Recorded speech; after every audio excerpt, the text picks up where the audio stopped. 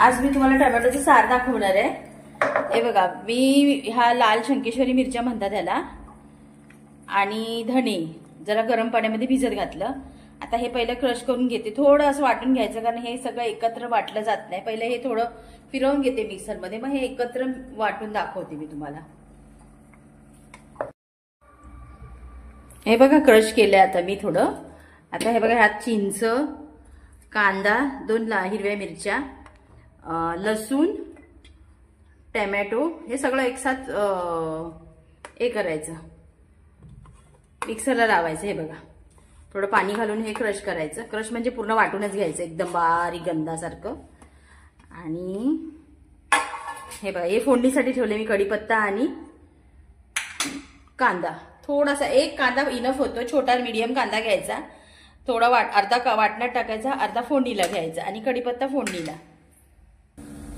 हे बघा वाटण केलेलं, हे बघा गंधासारखं एकदम बारीक वाटलंय।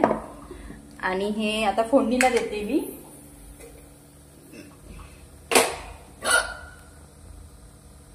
मला हुचक्या लागताय तुम्ही म्हणाल काही, चालतंय ना मैत्रिणींनो, कोणतरी माझी आठवण काढत असेल, आज संडे आहे। हे बघा, राई जिरं, जर तुम्हाला ह्याच ना मच्छीचं सार सुद्धा होता, त्यात तुम्ही राई जिरं नाही टाकायचं, पण कढीपत्ता आणि हे टाकू शकता, कांदा फोडणीला, मच्छीच्या फोडणीला हेच टाकायचं, कांदा आणि हे आणि हिंग।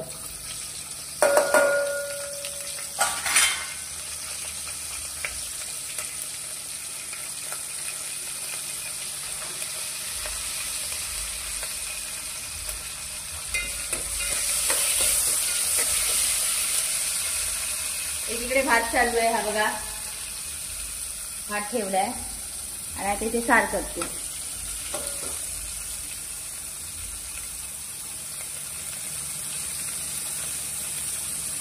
थोडासा तांबूस झाला ना, कांदा काय असं लाल करायचा नाही, जरा शिजला ना की मग हे वाटण टाकायचं।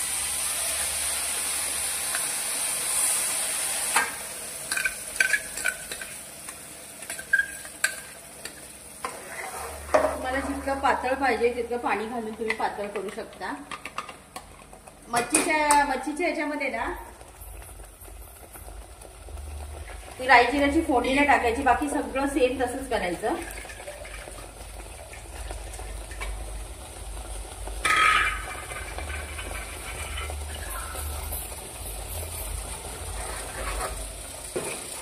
तुम्हाला जितकं थिक पाहिजे, जितकं पातळ पाहिजे, त्याप्रमाणे तुम्ही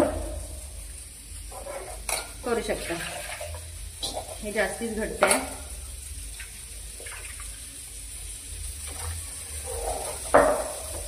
हे बघा, असं मच्छीचं सारी करू शकता, फक्त तुम्ही राई जिऱ्याची फोडणी नका देऊ, बाकी तुम्ही करू शकता। आणि जरा आता मीठ टाकते मी, झालं। मग टोमॅटोचं सार काय झालं, पटकन झालं, त्याला वेळ नाही लागत, फटाफट होणाऱ्या डिश दाखवते मी तुम्हाला। आणि खायला सुद्धा एकदम टेम्पटी डिश, तिखट आंबट सुंदर लागतं। तुम्ही करून बघा, तुम्हाला खूप आवडेल। हे बघा, सार झालंय, मला काढून दाखवते। हे बघा, तुम्ही म्हणाल ही किती कढीपत्ता घालते, पण कढीपत्ता शरीरासाठी चांगला असतो, माहिती आहे ना। जेवढा कढीपत्ता आपण खाऊ तेवढा असा पण जात नाही पदार्थातला, तर खाऊ शकतो ना आपण।